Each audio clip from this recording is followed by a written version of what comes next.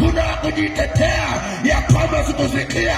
Ili siku ya mwisho hakuna kusema ya kwamba sikuhubiriwa.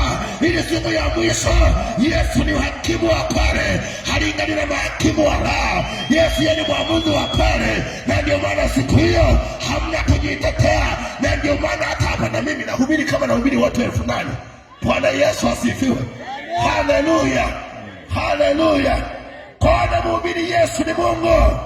Jioni ya leo na katika viwanja hivi tutamtaja Yesu siku ya kwanza, tutamtaja Yesu siku ya pili, mpaka Jumapili ni Yesu, mpaka Jumapili ni Yesu, mpaka Jumapili ni Yesu. Haleluya, haleluya.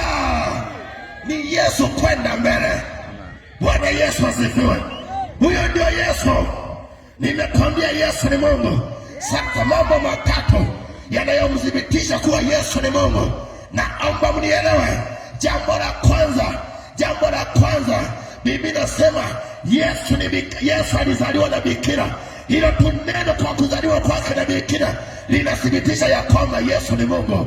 Hakuna mwanadamu yoyote yule unayemwona, hakuna nabii wa dini yoyote unayemwona, hakuna mfalme wa dini yoyote unayemwona, hakuna rais wa nchi yoyote unayemwona aliyezaliwa na bikira, isipokuwa ni Yesu peke yake, isipokuwa ni Yesu peke yake. Nakwambia, sikiliza, wafalme wa dini zote wamezaliwa na baba zao, manabii wa dini